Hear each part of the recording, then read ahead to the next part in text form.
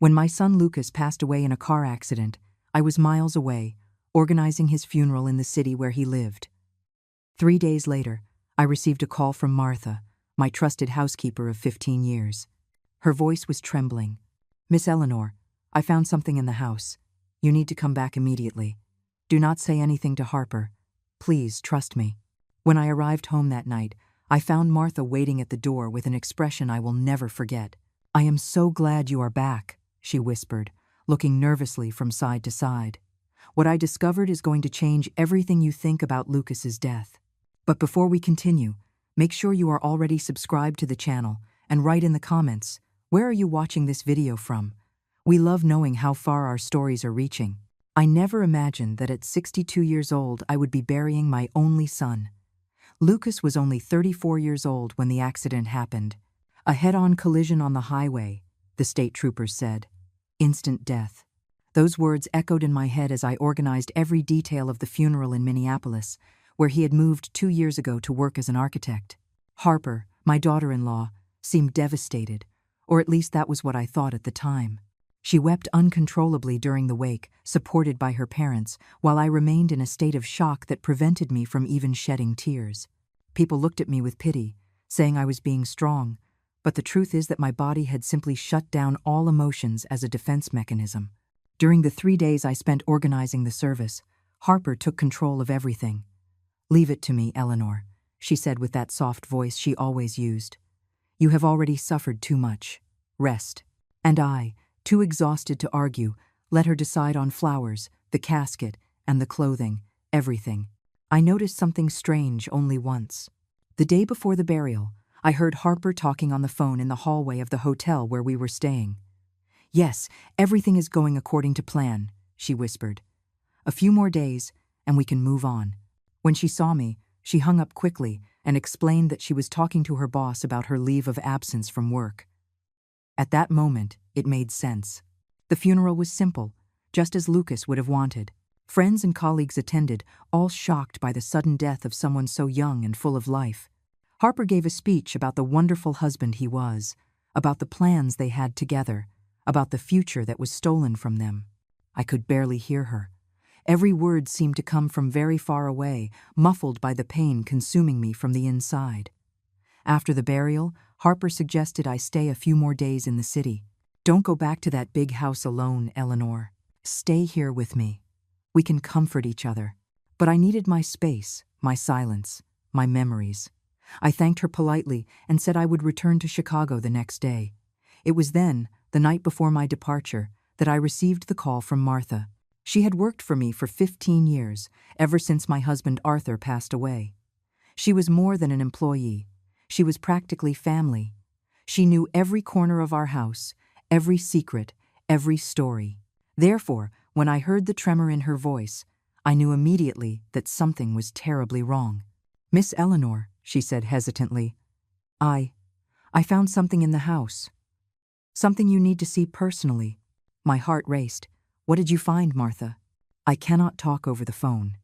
And please, do not mention anything to Harper. This is very serious." I tried to insist, but she was firm. She only implored me to return as soon as possible. I hung up the phone with shaking hands. What kind of thing could Martha have found that was so urgent and could not be shared with Harper? My mind began to create terrifying scenarios, each one worse than the last. That night, I could not sleep. I lay in the hotel bed, staring at the ceiling, trying to understand what was happening. Lucas was dead. That was a fact. I had seen his body in the casket. I had touched his cold hand one last time before they closed the lid. So, what could Martha have discovered that would change anything? The next morning, I canceled my flight and rented a car. I needed to get home, but I needed the drive to think. Harper called during my trip, asking if I had arrived safely. I lied. I said my flight was delayed. Something stopped me from telling her about Martha's call. Maybe it was instinct, or maybe it was just the urgent tone in my housekeeper's voice that made me suspicious of everything and everyone. The drive back to Chicago seemed to last an eternity. Every mile traveled increased my anxiety. I called Martha twice, but she only repeated that she needed to show me something in person. "Trust me, ma'am." When you see what I found, you will understand why I cannot talk over the phone. I arrived home at dusk. Martha was waiting at the door, as she had said, but she was not alone. Beside her stood a man I did not know, tall, wearing glasses, and dressed in a discreet suit. When I approached, I could see the tense expression on Martha's face and something that looked like fear in her eyes. "Miss Eleanor," she said as soon as I got out of the car, "this is Mr. Maxwell Sterling. He is a private investigator." My world spun. Private investigator? Martha, what is going on? The man stepped forward, extending his hand. "Miss Eleanor, I know this must be very confusing, but your housekeeper hired me 3 weeks ago. She had suspicions about certain irregularities involving your son." Suspicions, irregularities. The words made no sense. "What are you talking about? My son died in a car accident." Martha took my hand gently. "Please, ma'am, come inside. We have a lot to show you."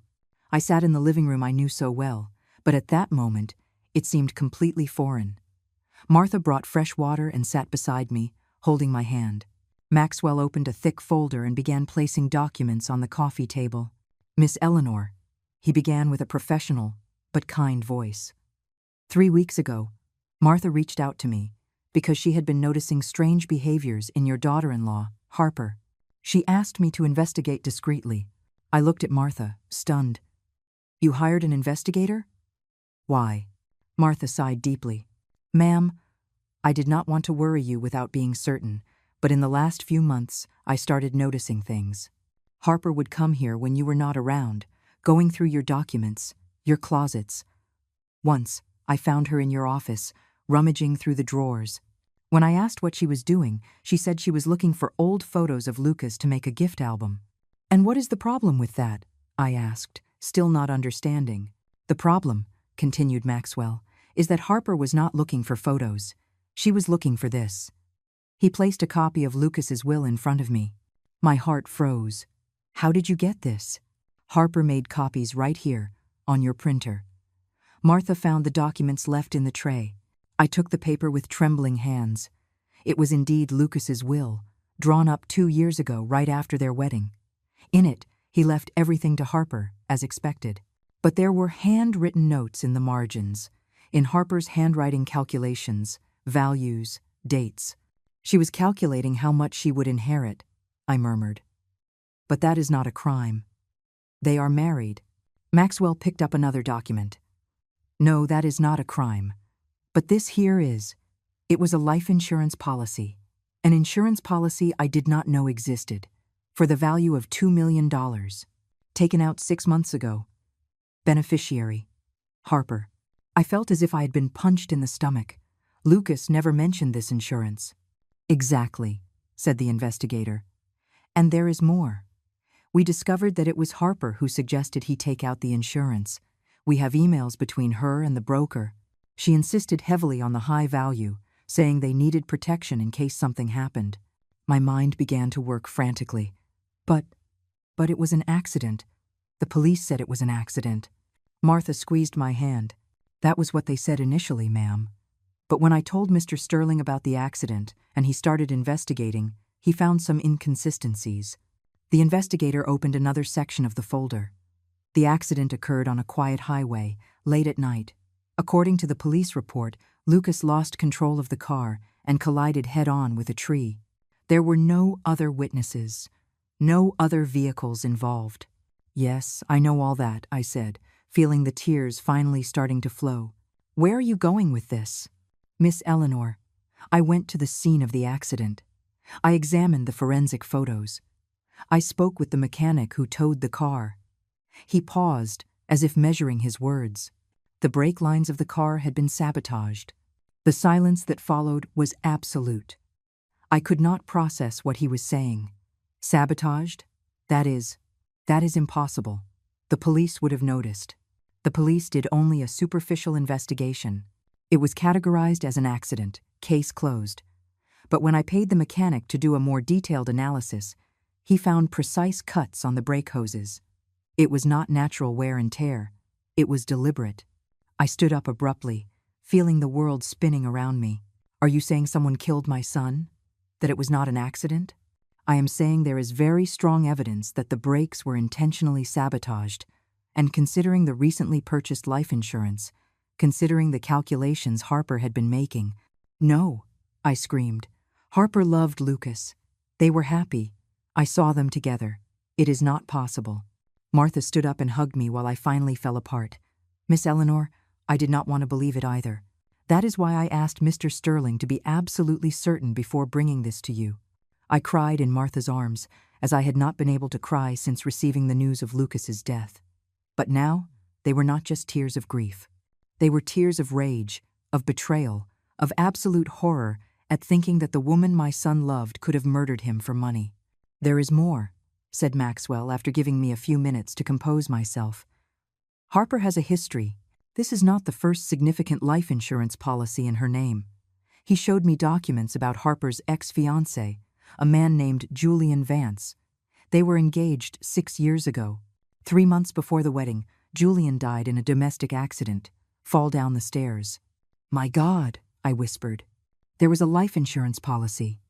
$500,000. Harper was the beneficiary. She received the money. She used part of it to move to the city where she met Lucas, and the rest disappeared. Probably spent it all in 2 years. I looked at the documents scattered on the table. Insurance policy, emails, photos of Lucas's destroyed car, mechanic reports. Every piece of paper was a piece of a horrible puzzle showing that my son had not died in an accident. He had been murdered by his own wife. What do I do now? I asked, feeling completely lost. We go to the police. We present all this evidence and demand they reopen the investigation, answered Maxwell.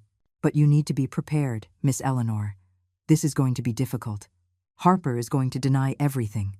She is smart, calculating, but we have enough evidence to at least raise suspicions.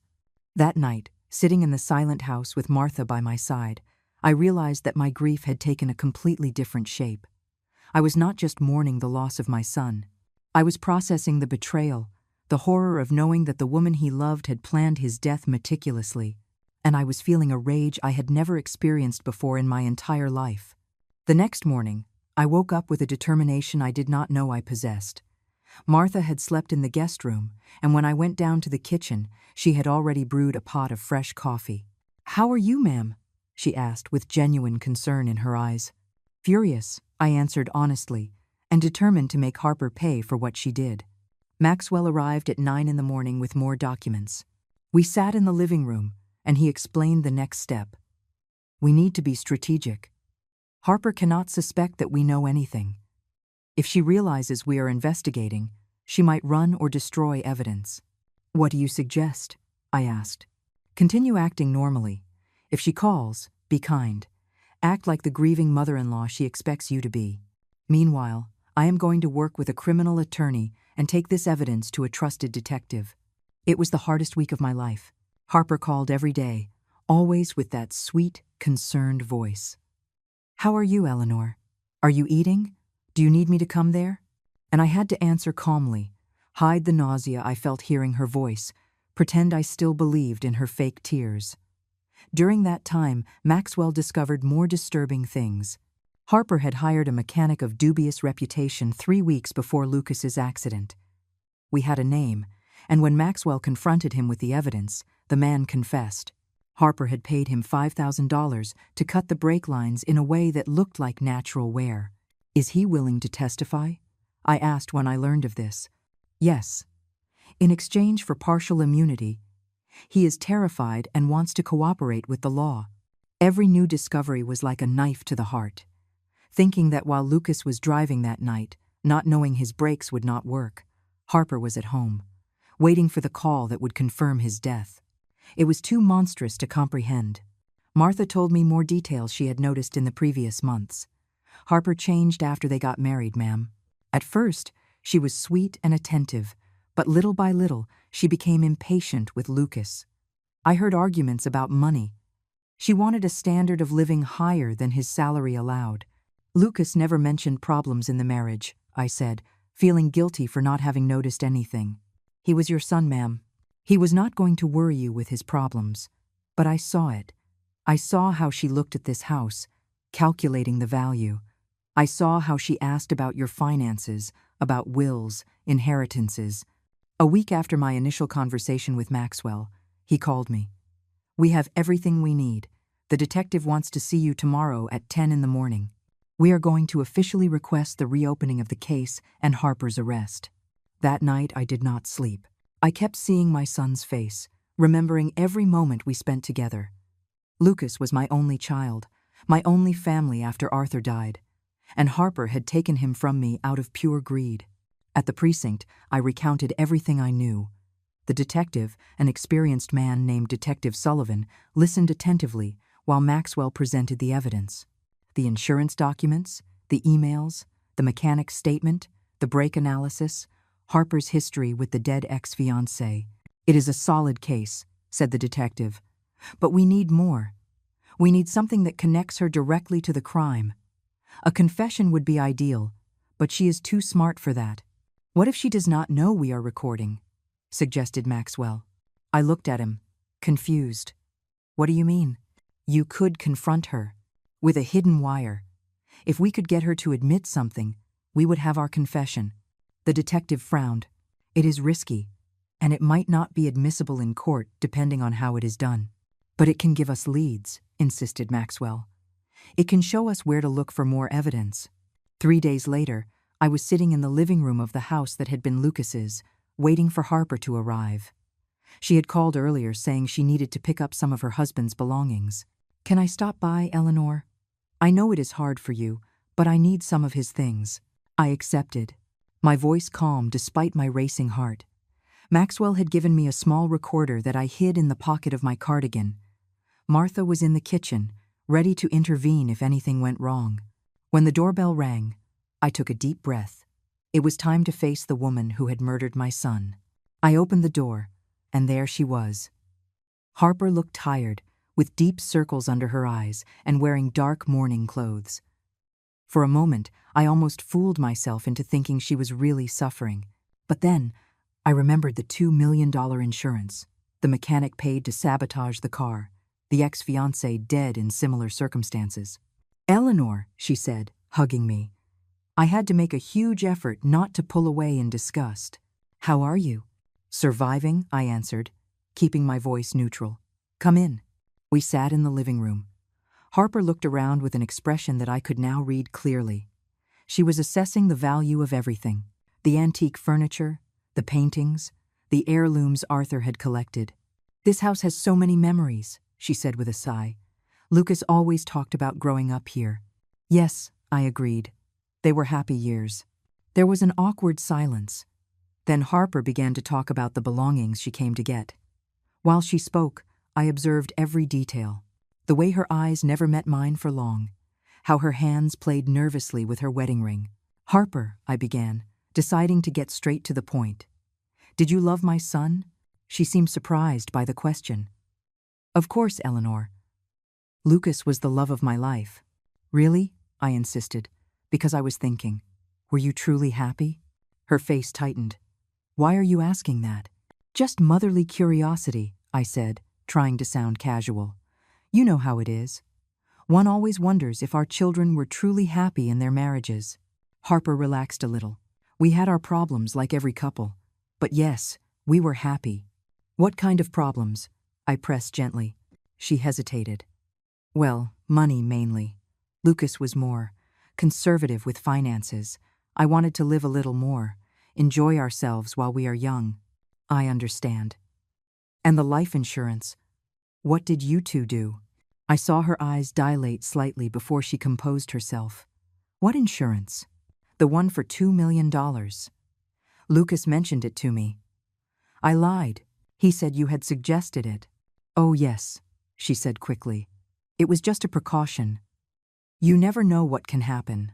You never know, I repeated, letting the words hang in the air. You must be very relieved financially now. Harper looked at me with an indignant expression. How can you say that? We lost Lucas. Yes, we lost him. But you are going to receive $2 million. That must help. Eleanor, I cannot believe you are talking to me like this. I am just being practical, Harper. Like you were when you chose that specific value for the insurance 6 months ago. I saw panic begin to appear in her eyes. I do not know what you are insinuating.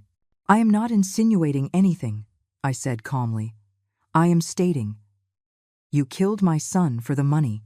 Harper stood up abruptly. You have gone crazy. Lucas died in an accident. The brakes were sabotaged, I said, also standing up. I know about the mechanic you paid. I know about Julian, your ex-fiancé, who also died conveniently after taking out a life insurance policy with you as the beneficiary. Her face turned white as a sheet. You are delusional.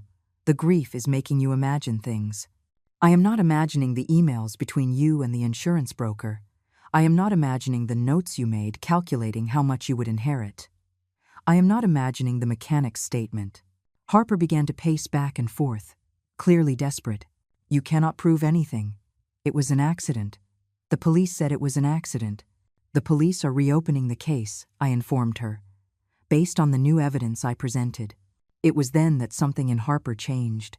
The mask of the grieving wife fell completely, and what I saw was pure, calculating coldness. Circumstantial evidence, she said, her voice now devoid of any emotion. It proves nothing. Then why do you look so worried? She looked at me for a long moment. You know what your problem is, Eleanor? You were always naive. Lucas was too. He believed in true love, in building a future together. He never realized that I was just waiting for the right moment. I felt as if I had been slapped. Are you confessing? Confessing? I am not confessing anything that can be used against me. But since you want to know the truth so badly, I am going to give you a gift. Yes, I married Lucas for the money. Yes, I convinced him to get that insurance. And yes, it was very convenient when that accident happened. Did you kill him? I whispered. I did not say that, she replied carefully. I only said it was convenient. Accidents happen, Eleanor, especially with cars that have mechanical problems. My hand trembled in the pocket where the recorder was.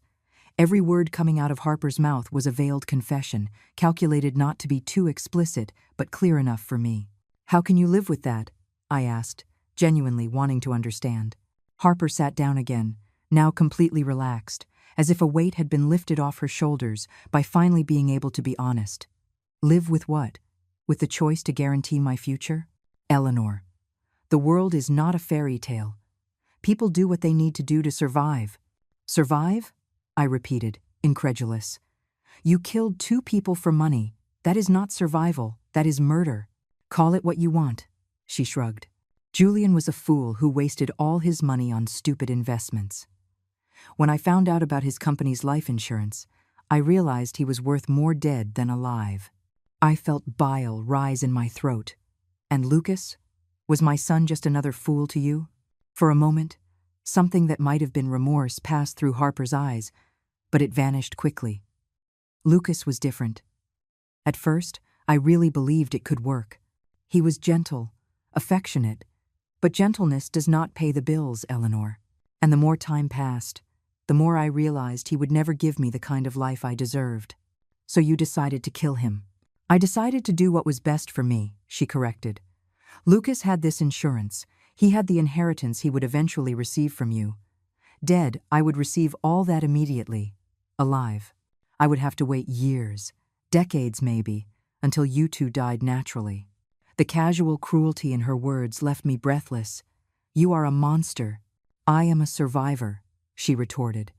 And the difference between us, Eleanor, is that I am not afraid to do what needs to be done. It was then that Martha entered the room and Harper realized we were not alone. Her face changed instantly, returning to the grieving wife mask. Martha was listening to everything, I explained calmly. Just like this recorder, I showed the small device I had taken out of my pocket. Panic finally took hold of Harper.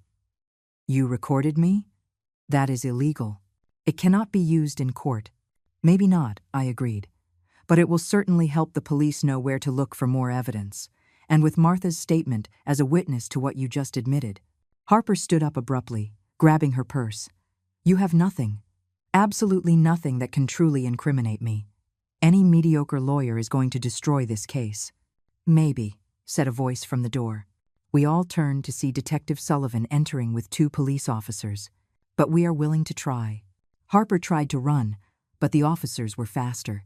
As they handcuffed her, she screamed about her rights, about how this was absurd, how she would sue us all, but all I saw was the woman who had murdered my son finally being taken away to answer for her crimes. After they left, I collapsed on the sofa. Martha sat beside me, holding my hand. "It is over, ma'am. She is going to pay." "It is not over," I whispered. "Lucas is still dead. Nothing that happens to her is going to bring him back." In the following days, the story hit the headlines. Black widow arrested for husband's murder. Read one newspaper. Woman accused of killing 2 men for life insurance. Proclaimed another.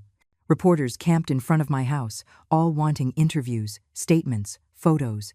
Maxwell advised me not to speak to the press. Let justice take its course. Anything you say now can be used by the defense. So, I remained silent, watching from afar as the case unfolded. The prosecution presented all the evidence. The mechanic's statement, the emails about the insurance, the history with Julian, my recording. Harper's defense tried to discredit everything, arguing it was circumstantial, that the mechanic was lying to get a deal, that the recording was inadmissible. But then something unexpected happened. A former coworker of Harper's came forward.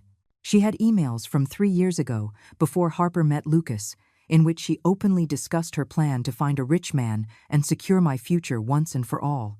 There was even a specific message that said, "It already worked once, why wouldn't it work again?"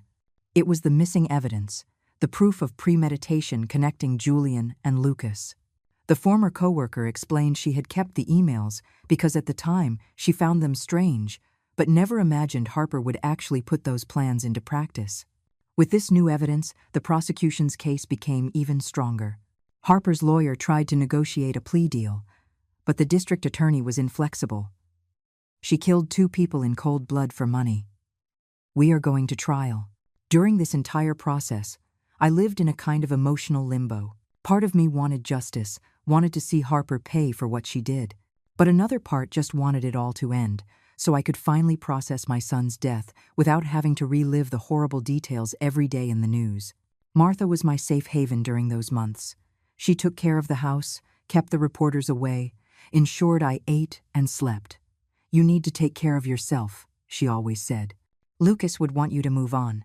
But how to move on when every day brought a new revelation about how my son had been betrayed by the woman he loved? We discovered that Harper had started researching ways to sabotage car brakes 2 months before Lucas's accident. Her browser history was full of searches about fatal car accidents and how to look like a grieving widow. The calculating coldness of her every action was almost incomprehensible. She had planned everything meticulously, from meeting Lucas to choosing the exact moment to kill him. And during all that time, she slept beside him, pretended to love him, all while preparing his death. The trial was set for 6 months after the arrest. I knew I would have to testify, that I would have to sit in that courtroom and recount everything I had discovered. The idea terrified me, but I owed that to Lucas. He deserved the truth to be told. The first day of the trial was one of the hardest of my life. Entering that courtroom, seeing Harper sitting at the defense table with her discreet suit and controlled expression, was surreal. She looked at me when I entered, and for a moment our eyes met. There was no remorse there, only calculation. The prosecutor, District Attorney Claire Bennett, was a competent woman in her 40s, with a reputation for not losing homicide cases. In her opening statement, she painted a devastating portrait of Harper as a predator who chose her victims carefully. "Ladies and gentlemen of the jury," she began, "you are going to hear about a woman who turned murder into a business plan.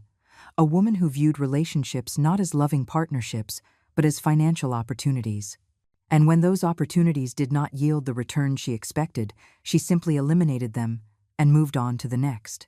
The defense, led by an expensive lawyer named Gregory Stone, tried a different approach. "My client is a devastated widow who is being persecuted by accusations based on coincidences and assumptions. Yes, she benefited financially from her husband's death, just as any wife would benefit. That does not make her a murderer." Over the next few days, witness after witness took the stand. The mechanic who had sabotaged the brakes testified with a trembling voice, explaining how Harper had sought him out with a story about wanting to give her unfaithful husband a scare. He swore he did not know Lucas would die. She said he would just get a scare, that the brakes would fail at low speed, he explained, tears streaming down his face. She paid me $5,000, and I did it. I didn't think anyone would die. The defense tried to discredit the mechanic, suggesting he was lying to get a reduced sentence. But when the prosecutor presented the text messages between him and Harper, coordinating the details, it became clear he was telling the truth. Next came the insurance investigator who had analyzed Julian's case, the ex-fiancé. He explained that at the time, the death had been classified as a domestic accident. But when we learned about Mr. Lucas's case, we revisited Mr.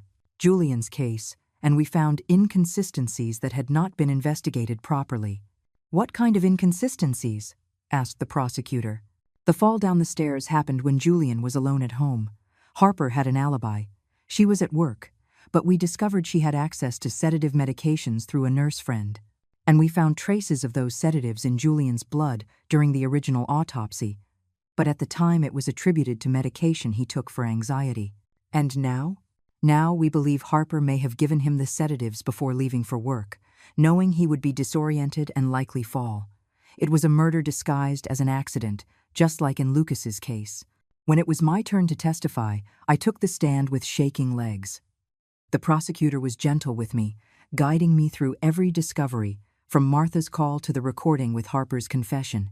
When we reached the part of the recording, the prosecutor played it for the whole courtroom. Harper's voice echoed through the room. Julian was a fool who wasted all his money on stupid investments. When I found out about his company's life insurance, I realized he was worth more dead than alive. I saw several jury members shift uncomfortably in their seats. The coldness in Harper's voice was unmistakable, but it was during the defense's cross-examination that things got really difficult. Attorney Stone tried to make me admit that I was too devastated by the loss of my son to think clearly. "Miss Eleanor," he began with a soft voice, "don't you think it is possible that in your state of deep grief you may have misinterpreted my client's actions?" "No," I answered firmly. "I heard Harper admit she killed Julian. I heard her say Lucas was worth more dead than alive. But she never explicitly said, 'I killed Lucas,' did she?" He pressed.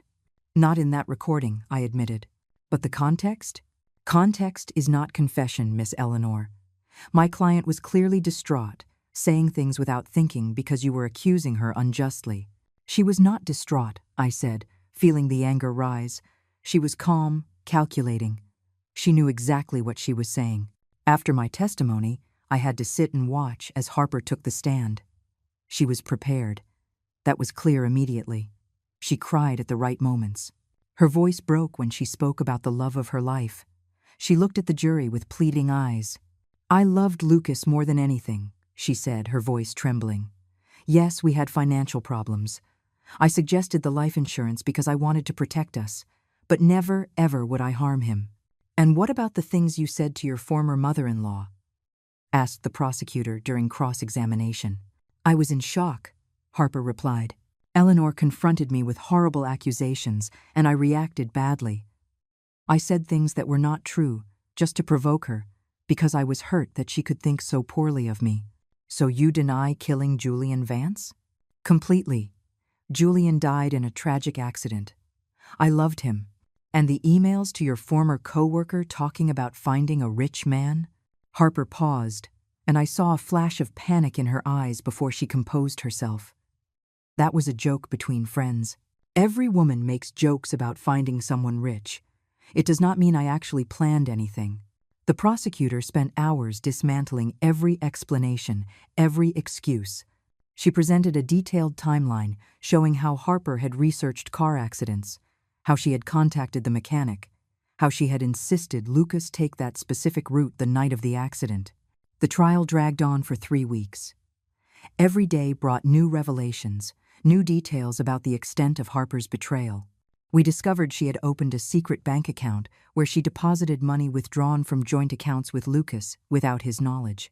An old friend of Harper's testified that she had said, months before the accident, "Sometimes I look at Lucas and think about how much easier my life would be if he simply didn't exist anymore." At the time, the friend thought it was just venting about a difficult marriage. The expert who analyzed Lucas's car brakes gave technical and devastating testimony. He explained in detail how the cuts had been made to look like natural wear, but the precision of the cuts clearly indicated intentional sabotage.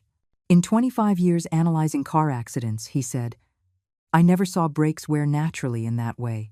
It was deliberate human manipulation. The defense tried to argue that the mechanic could have made the cuts on his own, but the text messages between him and Harper were too clear. She had specified exactly where the cuts should be made. She had sent diagrams. She had given precise instructions. Throughout the trial, I watched Harper carefully. When she thought no one was looking, her mask slipped. I saw irritation, boredom, even annoyance. But I never saw remorse. I never saw genuine sadness for Lucas's death. On the last day of testimony, the prosecutor made her closing statement. Ladies and gentlemen of the jury, this case is about a woman who viewed people as means to an end. Julian Vance was a means to get $500,000. Lucas Oliveira was a means to get $2 million. And if she hadn't been caught, there would certainly be a third victim, maybe a fourth. She paused, looking every jury member in the eye. Harper Acosta is not a grieving wife. She is a serial killer driven by the purest greed, and she needs to be stopped before she claims another victim. The defense, in their closing statement, tried to paint Harper as a misunderstood woman, a victim of circumstances, and a vengeful mother-in-law. Eleanor Oliveira lost her son and needs someone to blame. It is understandable, but understandable does not mean right. The evidence against my client is circumstantial at best, manipulated at worst. The jury went out to deliberate on a Thursday afternoon. I waited in the hallway with Martha and Maxwell, every minute seeming like an hour. After 6 hours, we were informed that the jury had stopped for the night and would resume the next morning. That was one of the longest nights of my life. I couldn't sleep. I kept imagining different scenarios. What if the jury didn't believe the evidence? What if Harper was found innocent? She would be free to find another victim, and I would have to live knowing my son's killer was loose. The next morning, we returned to the courthouse. After 3 more hours of deliberation, we finally received the news. The jury had reached a verdict. When we entered the room, my heart was beating so hard I thought everyone could hear it. Harper was sitting at the defense table, her hands clasped, her expression carefully neutral. The judge asked the jury to stand. Regarding the charge of first-degree murder in the death of Lucas Oliveira, what is the verdict? The jury foreman, a middle-aged man with glasses, looked directly at Harper. Guilty, Your Honor. I felt as if I could finally breathe for the first time in months. Harper paled, but kept her composure. Her lawyer immediately began talking about an appeal. Regarding the charge of first-degree murder in the death of Julian Vance, what is the verdict? Guilty, Your Honor. It was at that moment that Harper finally reacted. She stood up abruptly, turning toward the jury. You made a mistake, she screamed. I didn't do anything. She set me up. She pointed at me. Eleanor invented everything because she cannot accept that her son died. The bailiffs had to restrain her while the judge banged the gavel demanding order. But as they took her away, I heard Harper scream one last thing that confirmed everything I already knew. He deserved to die. Lucas was useless. He was never going to give me the life I deserved. The silence that followed that outburst was absolute. Everyone in the courtroom had just heard a full confession. The defense attorney closed his eyes in defeat. The prosecutor smiled discreetly. The sentencing came 2 weeks later. The judge, upon pronouncing it, was direct. Miss Acosta, your crimes were calculated, cold, and motivated by the basest greed.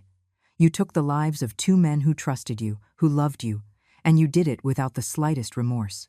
He paused, looking at Harper over his glasses.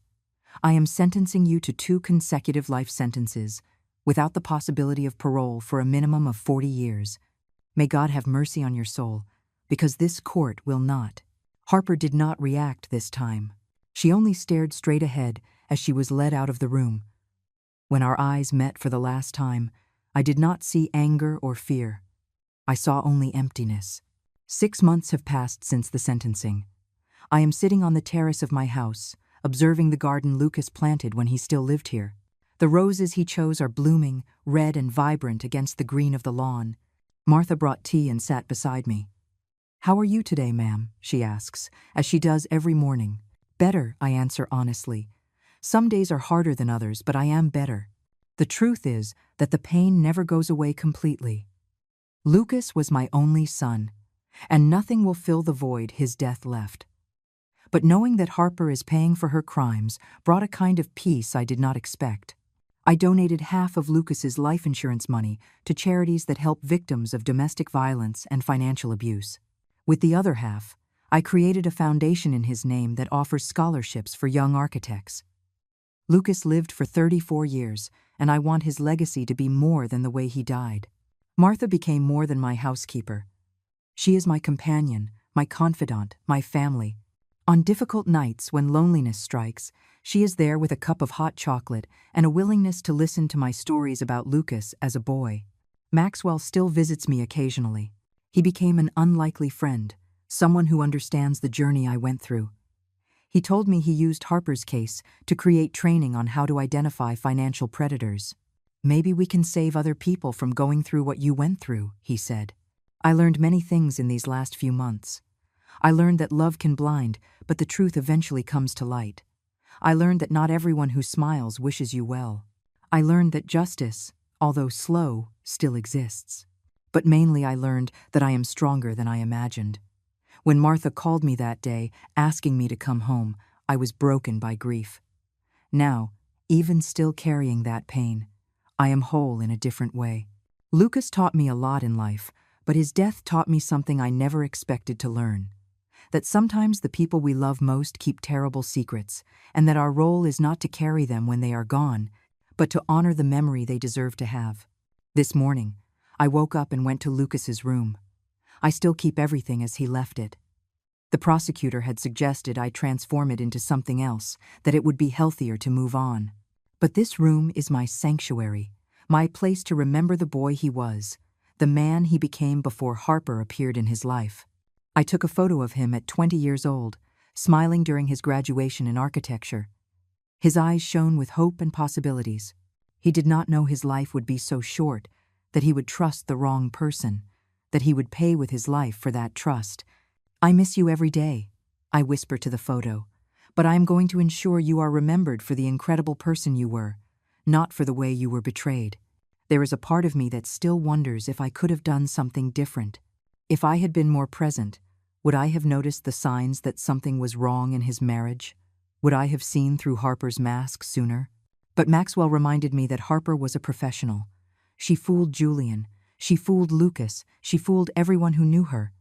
"It was not your fault, Eleanor," he said. "People like Harper are experts in manipulation. It is what they do." Martha enters the room and stays by my side. "Do you want company or prefer to be alone?" "Stay," I say. "I was just remembering." She looks at the photo in my hand. He was a good boy, always polite, always gentle. I remember when he was 10 and tried to help me carry the groceries. He almost dropped everything, but his heart was in the right place. We smile together, sharing the memory. That is what Harper cannot take from me. The memories of the years before she appeared, the moments Lucas and I shared, the love that was always real. The phone rings, and it is District Attorney Bennett. She calls occasionally to update me on the case. "Eleanor, I just wanted to let you know that Harper filed an appeal, as we expected. But between you and me, there is no chance it will be successful. Her confession in court, the evidence, the mechanic's statement, it is a closed case. Thank you for letting me know," I say. "And thank you for everything you did for Lucas." "It was an honor," she replies. "Your son deserved justice." When I hang up, I feel a wave of gratitude. Gratitude because Martha realized something was wrong. Gratitude for Maxwell believing in her. Gratitude for the prosecutor fighting so hard for my son. Gratitude even for the call that changed everything. If Martha had not called me, if I had returned home without knowing, Harper would have received the $2 million from the insurance and moved on. Maybe she would find another victim. Maybe she would do it all again. At least now, she is stopped from destroying more lives. I look out the window and see a young couple passing on the street, laughing, holding hands. They remind me of how Lucas and Harper seemed at the beginning. Happy, in love, full of plans for the future. Appearances can be so deceiving, but I also remind myself that not all love is fake. Arthur, my late husband, loved me truly for 30 years. Lucas loved truly, even if that love was misplaced. And I continue to love my son, even though he is no longer here. This afternoon, I am going to visit his grave. I bring fresh flowers every week, always red roses like the ones he planted in the garden. I sit beside the headstone and tell him about my day, about the news, about the foundation that bears his name. Sometimes I wonder if he can hear me, wherever he is. I hope so. I hope he knows I fought for him, that I ensured the truth came to light, that his killer paid for the crime. Martha accompanies me on these visits. She brings flowers too, always daisies, his favorite flowers. For the boy who was always gentle with me, she says. As the sun sets, I return home. The house seems less empty now. There are still moments of deep loneliness, but there are also moments of peace, moments when I can remember Lucas and smile instead of just cry. The journey of grief does not have a definitive end. It transforms, evolves, becomes part of who you are. I am Eleanor Oliveira, mother of Lucas, widow of Arthur, survivor of a betrayal that almost destroyed me. But I am also a woman who refused to leave her son's murder unpunished. A woman who had the courage to face the truth, however painful it was. A woman who transformed tragedy into purpose. The Lucas Oliveira Foundation has already granted 3 scholarships. I met the young architects who received them. I saw the same passion in their eyes that I saw in my son's eyes. And in those moments, I feel that Lucas is still here, living through the good we can do in his name. Tonight, before sleeping, I look at Lucas's photo on my nightstand. "Good night, my son," I whisper, as I did when he was a child. "Wherever you are, know that you are loved. You always were, you always will be." And for the first time in a long time, I sleep in peace. Now, if you liked this story, click subscribe. And tell me in the comments, which part left you with your mouth open? Oh, and don't forget to become a member to have access to exclusive videos that I don't publish here. I'll see you there.